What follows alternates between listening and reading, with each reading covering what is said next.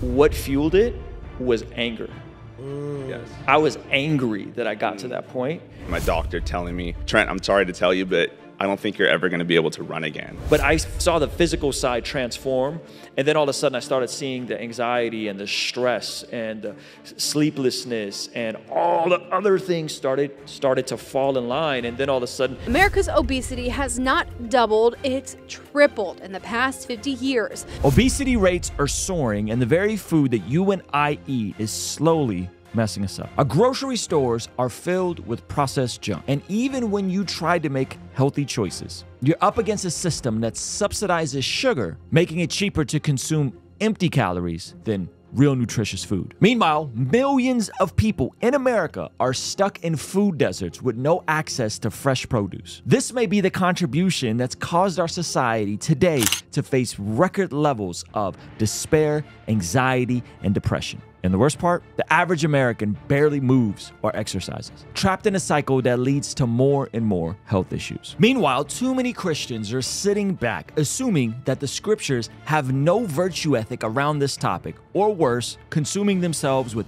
vanity, self-actualization, or just prepping for the end of the world, becoming so heavenly minded, they're of no earthly good. Well, I sat down with a friend of mine, a born-again, on-fire believer in Jesus, who was a surgeon that pivoted to fitness after he saw how flawed our medical system really was. Trizzle Fitness has almost 1 million followers on TikTok and Instagram. He has helped thousands of people transform their physical health. And in this video, we explore what is the Christian responsibility to our bodies and how you can avoid some of the modern traps that many of us step into without even knowing it. Now, you may notice that something looks very different about this format. This is actually from our one-day live podcast event that we had approximately a year ago. And while you may have missed that event, I want to personally invite you to our first ever 3-day conference called the Bless God Summit, happening March 27th, 28th, and 29th. Now, I know that's about 6 months away, but we want to make sure you guys, our day one, our core supporters, have access to early bird discount tickets that increase in price October 11th. This will be unlike anything you've ever attended, as our goal is to be the solution to all the hysteria happening today in society around the culture war and the brewing tensions within the West. So if you want more information on that, click the link in the pinned comment. Now let's jump into the conversation with my man Trizzle, curated by my man Ray Rock. Ruslan. I want to start with Trizzle. Trizzle, can you just tell us about your background and tell us, a lot of people don't know that you left something that you dedicated a large portion of your life. Can you tell us a little bit of that story? Yeah, so when I was in high school, I ended up having 4 foot surgeries my junior year of high school. All I knew was basketball my entire life. Like, I would consider basketball was a part of my identity. And I remember at the age of 17, sitting in my doctor's office and my doctor telling me, Trent, I'm sorry to tell you, but I don't think you're ever going to be able to run again. And I'm someone who, I played varsity basketball as a freshman. I got to play against Klein my freshman year, which was cool. And so like all I knew was basketball at the time, and getting that literally felt like ripped out of me at that time. It left me empty. It left me feeling like I don't even know what to do with my life because all of my eggs are in this one basket, which led me down this rabbit hole of just darkness and drugs and alcohol and women and these things that I should not have been dealing with in the first place. But during that entire process, it gave me this like appreciation for the human body, but I didn't know how to express it. And what I felt was an empathy for people and their pain that they're in. So I'm like, man, I think I'm gonna go into medicine. Like, this sounds like a good path. I don't know what else to do with my life, so I'll just start studying medicine. And so I ended up going to medical school. I went to USC Keck School of Medicine and studied as a PA. So I went there for 8 years. Wow. And all I wanted to do was help people in their pain. But during this entire journey, like, I love the human body. I love the way that the body worked. I love fitness. And when I got into orthopedic surgery, I got into medicine, one of the things that frustrated me was my inability to help people before they even got to the point of coming into my office. You know, and you're like, man, like a lot of these issues that we deal with in our world today are conditions that we can control. And this is kind of when I started to really just train people on the side. And I came to a crossroad in my life where I was building up this business on the side and working in orthopedic surgery, working 2 full-time careers, and they started to clash to a point where now I have 40 clients and I have a full-time job. I'm going into surgery 10 hours a day, finishing surgery and having to train like 40 people online. Wow. So I was burnt out. And I had to take the leap of faith. Wow. Give a round of applause for that, man. It's not easy. Yeah. Not easy. You know, speaking of faith and fitness, can either of you guys give us a glimpse of a time in your life where you realized that this is pivotal to your faith? Yeah, I think I went through a very unhealthy season in 2018. I had quit my job in 2015 to do music, and there were some things that didn't go the way I thought they would go. And so I got into this cycle of performance and go, and hustle culture and stay up late and grind. And it got me to a place where I was consuming exorbitant amounts of caffeine, sugar. Me and Zach would make these donut runs to Peterson's at like midnight.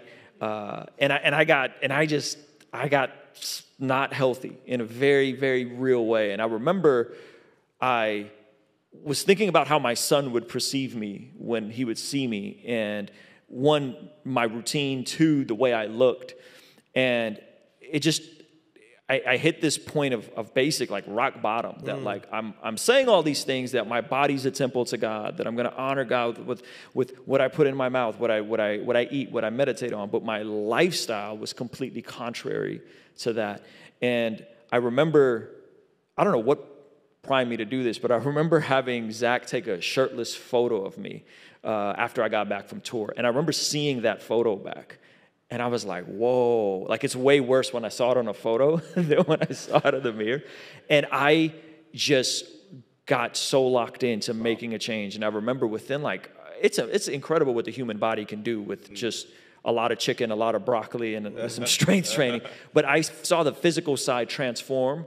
And then all of a sudden I started seeing the anxiety and the stress and the sleeplessness and all the other things started to fall in line. And then all of a sudden I had more energy to do the things that I was supposed to be doing. I had more energy to play with my kid. I had more energy. And it was like, duh, your physical is connected to the spiritual, and your spiritual is a reflection of how you treat, right? Like it's all intertwined, and I had to stop compartmentalizing. So like 2018, I had a pretty serious wake-up call, and I made some serious changes. And so by the end of 2018, I looked like a totally different person. Yeah. Triz, you want to talk about that a little bit? That's so good, bro. Like, when you take a look in the mirror, like, for real, you're like, this is where I'm at. I think it's so easy to just push off, like, where I'm at right now. Like, one of the most powerful things you could do is, like, actually get that awareness and be like, yo, this is where I'm at. And it takes humility, and it gets uncomfortable, doing that.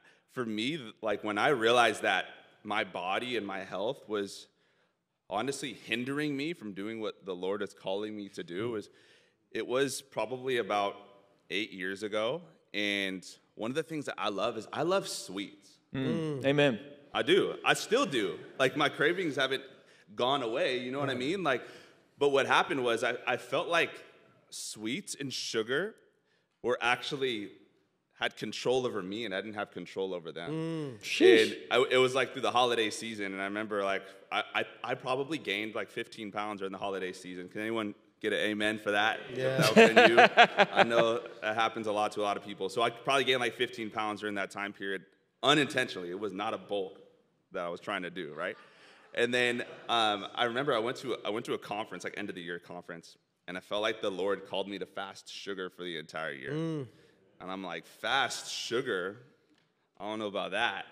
But I went through the entire year, and I fasted sugar, like legit sugary, not fruits, right? But like legit sugary foods. And I remember coming out of that year being like, whoa, like I actually can control this part of my life. And like getting breakthrough in that area just changed everything for me. Because I'm like, I can use my body, and my body doesn't have to use me. Come on. Wow. And I realized like our bodies are either one of two things, right?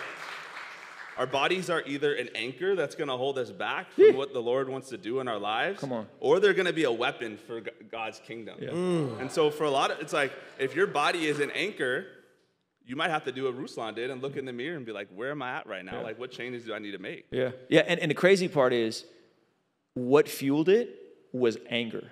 Yes. I was angry that I got to that point. And oddly enough, the first thing I did was cut out sugar. Because all of a sudden, it just like, dude, it was a stronghold, bro. Yeah. It was like full on a stronghold. Like whenever I was in a place where I felt like I was no longer making decisions, like you go to eat and you don't get to choose what you eat anymore. I want the broccoli, but I'm just going to have this donut. Like, that's a scary place to be. Yeah. The spirit of gluttony is real. Come on. It's real. And like when you know you have gluttony and when you fall into that, it's like, what happens when you're stressed and you're overwhelmed? You just had a blowout fight with your wife. You work 10 to 12 hours a day. What do you go to? Do you go to Jesus or do you go to the pantry? Right? And like, that's where I would like found myself going, is like food became an idol, where it's like when I'm struggling, I go to eat something or I eat ice cream instead of I like surrender this thing to the Lord. And so I really believe that gluttony is a very hidden sin in our world today. Yeah. And that, I'm not even talking about just food, but I could be a glutton and binging on a lot of other things in my life, right? Netflix, social media, YouTube, it doesn't matter. But anything you put above God can go into that category. Yeah, that's good. Yeah. This leads me to a practical question. I myself, I'm 6 pounds down. You know what I'm saying? Let's go, Ray. Let's go. I'm working on it. Right now, I wouldn't consider myself a weapon for the Lord physically. I'm more like a sack of laundry on its way to help people and keep them warm. And I'm a dad. I related to what you said, the pantry, working. I'm a dad of 2 girls. They're 15 months apart. I work a lot of long hours, and I don't get too many breaks. Like, can you give us some practical advice on overcoming some of the challenges with time constraints and balancing fitness routines and other commitments? 100%. Even like for myself, I have 3 kids, a 2-year-old, a 1-year-old, and a 4-month-old. So your boy is busy, and so I totally get it, I think my number one piece of advice for someone who like is working 50, 60 hours a week, you have kids, you just like, I don't even have time. No, don't look over there. Look at me right now. I don't even have time to do what I need to on a daily basis. Okay. You have to remember this. 1 is better than 0. Yeah. And so what I mean by that is a lot of the times we have this all or nothing approach. Like, I can't eat 100% healthy all the time, so I'm just going to eat whatever I want. I can't work out 5 days a week, so I'm just not going to work out at all, right? It's like, what is your capacity right now? And so there's a term in the gym called progressive overloading. And so when you go into the gym, you don't just start lifting up the 100-pound dumbbells, right? You start with what you can do. Yeah. And I don't do the dumbbells I see the guy next to me doing that's been doing it for years. I do what I'm capable of doing. If I do that, that's called ego lifting, right? So if I step into something that I don't have the capacity to do, I'm not going to have grace to do it. And so it's like, okay, cool. I could work out twice a week for 30 minutes each session. Let's start there. Because it's all about momentum. Nah, man, I really appreciate that. Yeah. Ruslan, what do you have advice for guys who are high functioning with a lot of responsibilities, trying to figure out that balance? Like, you are a high value man. A lot of people would see you as that. You run a business, you have employees.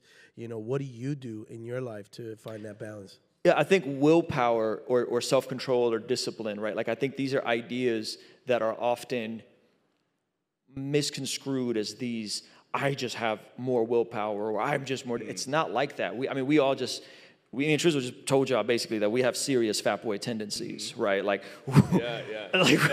like I'm all about it, right? And so what it is how do you mitigate that willpower? Like, willpower isn't infinite. There's a finite amount you have in a day. And to me, how I started mitigating it is I just chose one thing. What's one thing I can do? It's just called a keystone habit in the power of habit, right? Or in the Atomic Habits, it talk about habit stacking. So what is one thing I could do? Okay, if I can wake up early one day, then I can get to the gym one day, and I'm going to be tired at the end of the day, so I'm going to go to sleep with my wife instead of staying up later, which is what I needed to do. I would be up until 1 or 2 in the morning working on music, right? And then just sleep in until 9 a.m. So I just started saying, what is one thing I can do? And then it just stacked. If I get up, go to the gym, I'm more likely to read my Bible, I'm more likely to pray, I'm more likely to worship, I'm more likely to eat better the rest of the day. And so I just try to find that one thing and know that my willpower is not infinite. There's a finite amount of it, and the more I harnessed it, then I just kept stacking things on top of it. Beautiful. Can you guys talk about community accountability and personal accountability and how that works for you to reach your goals? One of my core values is integrity. And I think with being integral, it's like, yes, I'm integral to other people, where it's like, hey, if I tell you that I'm going to follow through on this commitment, I'm going to do it. But I think another layer of integrity is like integral to myself. So I think what happens is over time, we start to break promises to ourselves. I'm going to do this by this date, and I don't do it. I'm going to wake up at this time when my alarm goes off, and I hit snooze. And then I start to lose that personal accountability for myself and in personal integrity. So I think that's the first layer, is like, what can I be, and that's why I talk about 0 is better than 1. What can I actually be integral to right now in the season of life that I'm in? And then I think the next layer in terms of like the accountability you have from other people in community, especially like your brothers and sisters in Christ, is understanding this is not something you're supposed to do alone. Ruslan didn't do it alone. I didn't do it alone. I still don't do it alone. And knowing like we approach it through humility. Humility is saying like I need help from someone else. And you come together as a band of brothers the same way you do in any other life group.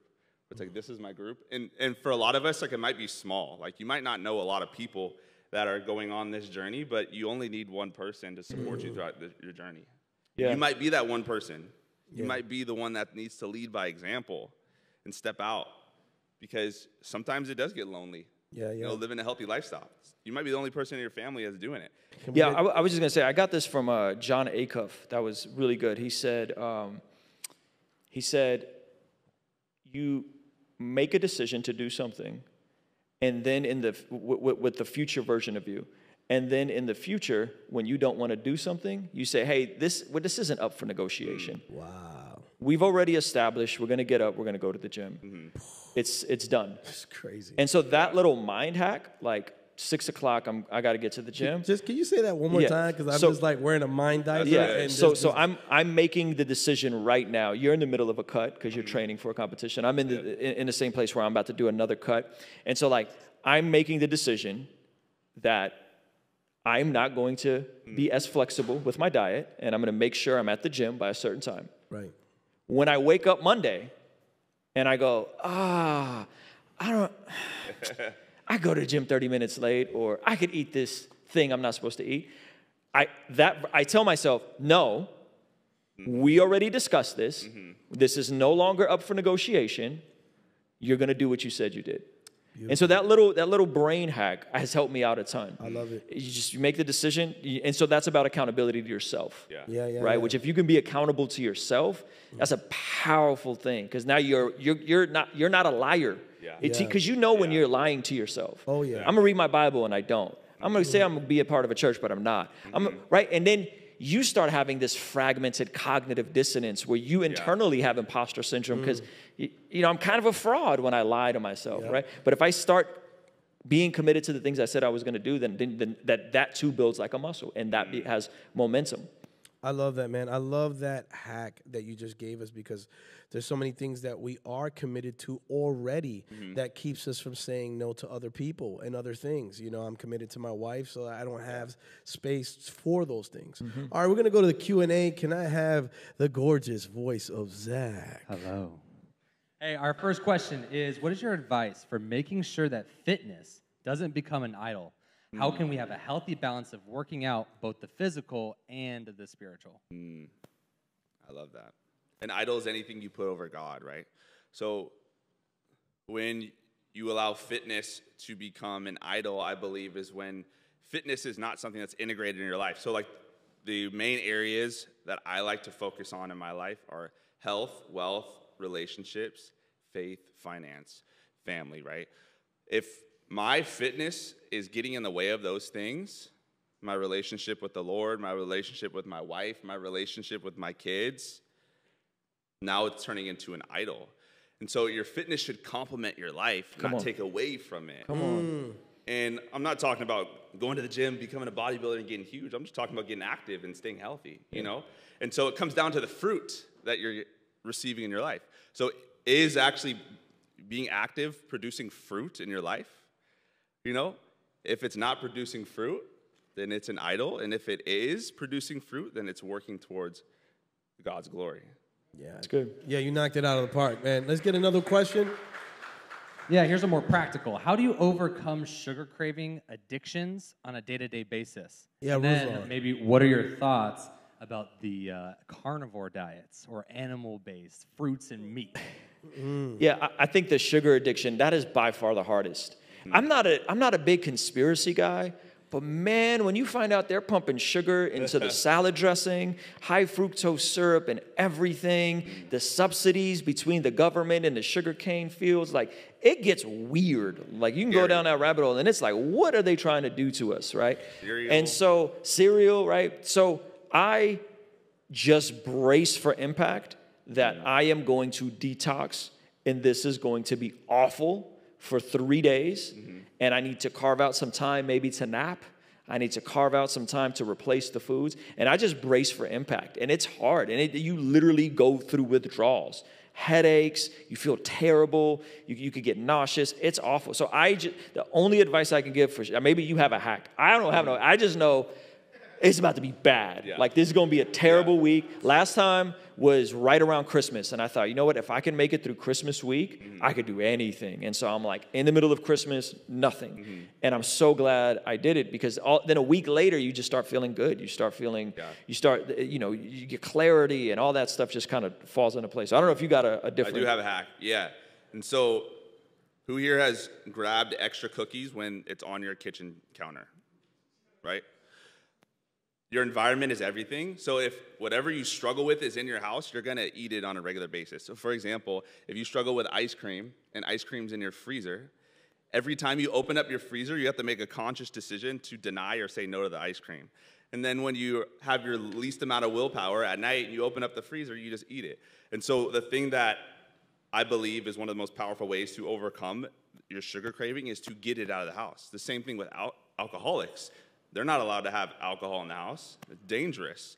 And so if you can get these items that you fall victim to out of your house, it's going to make it so much easier because proximity is really important.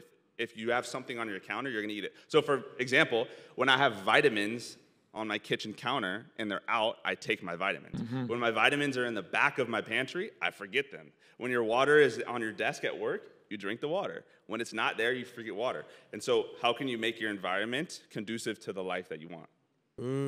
Come on. Man, that's bars, man. Come on. Okay, we're going to go. Carnivore diet? Any thoughts on the carnivore diet? Carnivore diet.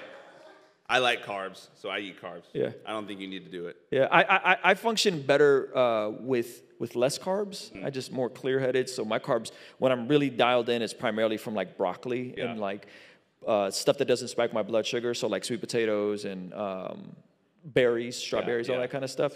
But I don't know if I could do just meat. That sounds insane. Sounds heavy. It just doesn't sound intriguing to me. So, yeah. But hey, try it out. If there's fruit, go for it. If not, switch. All right. I'm going to give you guys this last question. For someone who is starting on their diet, they're starting and they want to start on the right foot, okay? They went to their doctor. Their doctor said, hey, you are about 60 pounds over the body index that would be preferably healthy, which you know is even is skewed, okay? And this person has an addiction to sugar and the common things that the common American diet is made up of. What's a good thing? Where's a good place for them to start? When you start eating more protein, everything changes Come in on. your diet. Everything. And so instead of thinking about cutting out, think about putting in. And so when you start to put in more protein into your diet and you start to fuel your body the way that it needs to and give it the nutrients it needs to, like protein will fill you up and you're not going to be as hungry throughout the day. And so one of the things that initially most people that struggle with their weight, that are 60 pounds plus overweight, they're getting not even close to nearly as much protein as they need to. And so if you focus and you change your mind to, instead of cutting out, I'm replacing and putting back in. Now I eat more protein, I eat less carbs, I eat less fats, I'm fueling my body, I'm working out better, I have more energy, and I'm like, I don't need that other stuff. Yeah, law of replacement. Yeah. The law of replacement. You start filling yourself up with the better things, and if you fill yourself up with the better things, and protein is more satiating. It'll fill you up. Exactly. They say broccoli helps with your leptin levels, which helps with self-control and keeping in hunger and satiation. So I would say add protein, add broccoli, and then you'll feel better fairly soon. I feel like that was the first thing I did is like 1.5 pounds of meat, 2 pounds of meat a day, which sounds like a lot. Yeah, it is a lot. Yeah. 8 ounces of chicken, 3 times a day, like that's an obnoxious amount of meat. And most folks aren't eating nowhere near 24 to 30 ounces of lean chicken, but it'll fill you up and it'll keep you satiated for sure. 100%. Yeah, I got some more practical questions. As you know, I'm pleasantly plumped, and I'm working on it in Jesus' name. Hallelujah. So, and I just think that, this is why we chose for me to be the moderator for this, because I'm on this journey. You know what I'm saying? And so one of the questions that I would ask you is, because I'm thinking about myself a few years ago, where I didn't have the access to funds the way I have now. Is there any things online, people that you follow, YouTube channels that you can give people, like just a quick hack? Hey, man, right now while you're getting your finances in check, this guy has a lot of good free stuff online. I got a few things, talk to them. Yeah, I think first and foremost, you can go to caloriecalculator.com and get free calories, which is nice to know exactly how much food you're going to be eating. But I'm really big on curating your social environment. And so it's like, if you want to learn about something, curate your Instagram or your YouTube to that. And so start to follow and subscribe those people. That's like one of the first things I did to learn. And so obviously you can follow myself, Trizzleman Fitness, post the best fitness content in the game. Greg Doucette's really good. A guy named Athlean is really good. Who do you recommend, Ruslan? Yeah, I would say Greg is really good for like nutritional hacks. Athlean is great for like strength training, like strength training stuff. Mind Pump podcast. So just like curate your mind to what you want to do. Any guys come to your mind when it comes to injuries? A particular channel to follow that says, "Hey, man, this is the type of exercises that will help some of these injuries, so that fitness won't be such a stumbling block in your journey." My favorite person to follow for like injuries would be a guy named Athlean another guy named Dr. John Russin. Has really good stuff for like shoulder injuries, back injuries, and things like that. But yeah, the thing with injuries for me is instead of taking a break, you just work around it. So if I have a shoulder injury, cool, I could still work on my lower body. And a lot of times injuries become a limiting belief where it's like, oh, I have this injury, but you don't have an injured jaw, right? What are you eating? So obviously, you know what I mean? If your jaw is working, you're good. There's no need to pause the journey. This man said you don't got an injured jaw. This man said, Ray Castro, eat an apple. Exactly. He said, man, get that muffin out your hand and eat an apple. Okay. Now I'm gonna ask a spicy question. Hold on. Let's just pause for a second. One, I just gotta acknowledge Ray putting in the work and how inspiring he's been. Shredded. It's been cool to see you take this stuff more and more seriously. And I would say too, sometimes this stuff can come off like too high level, where a lot of us just need to go walk and get those 12,000 steps a day. Like started just walking and going outside, getting some fresh air. I would love all of you to look like superheroes with the shirt off. Oh, yeah. But that's also not a realistic expectation, right? So I think a lot of times just walking, going outside, getting some fresh air, and just be surprised how better you feel just moving, the movement of it all. And the second thing, the nutritional thing I would only add is, I don't know how you feel about this, but eating food that doesn't spike your blood sugar. Give us an example. Yeah, of that. so like if you're eating breads and pastas and a lot of stuff that's starchy, what you're doing is you're spiking your blood sugar, and then you got that afternoon crash. and then you need some caffeine to pick you up again, and then you crash again. That's and that so moment where you feel sleepy. Yeah, right? and you got this happening all day. Whereas if you're eating stuff that's lower on the glycemic index, you'll level out more throughout your day. And so this is why, like sugar spikes your blood sugar, right? And so if you keep spiking your blood sugar, you're going to be more likely to be pre-diabetic, and then they're going to put you on medicine, and then that's not good. So I think a lot of times I just got away from spiking my blood sugar, and that, like, within a week made me feel better. I don't know if you want to give some specifics on that. Yeah, even like specifics would be like if you ever feel like you hit that afternoon slump after lunch, that could be a reason why. Or even breakfast, eating pastries, muffins, donuts, you're having cereal, Chick-fil-A for lunch, and these heavy meals, and you're feeling the effects of it, right? In the afternoon, okay, maybe I need to cut back on this food. So for me personally, if I ever eat a heavier meal, it's going to be for dinner. Yeah. Like when my day is done, because I know it'll probably put me out energy-wise. Yeah. All right. Speaking of spiking the sugar in your life, as in the PG to PG-13, I'm trying to spike, my love life. You know what I'm saying? Can you talk about, how these things affect your love life? Yeah. So when your body is over, for men specifically, when your body's over like 20% body fat, your body converts testosterone into estrogen as an enzyme in your body that converts it. And so that's why you get things like man boobs and things like that, right? So if I want to naturally boost my testosterone, one of the best ways to naturally boost your testosterone is getting your body fat below 20%. And so once you start to get your body fat lower, that's another one of the reasons why you feel better. It's because you got more testosterone in your body. To doing that, controlling your stress, sleeping more, these things actually can have a huge impact on your natural testosterone levels, a lot more than what people think. Yeah, and a way to also combat that is to lift heavier. So stuff like deadlifts, squats, learning how to incrementally add on weight, progressive overload, will also naturally boost your testosterone, which will improve your love life. Oh, thank you. Appreciate it, guys. Guys, I want you guys. Zach, I think Zach got another question. Zach, you got a couple more? Speaking of low T, we got a question. Says, I played around with gear in the past, but cut them once I was born again. My T levels are now lower than my father's. Is TRT, testosterone replacement therapy, okay as a Christian? Yeah, so, go ahead, because I got a funny story about this. Yeah, so if you guys don't know what they mean by T, that means testosterone.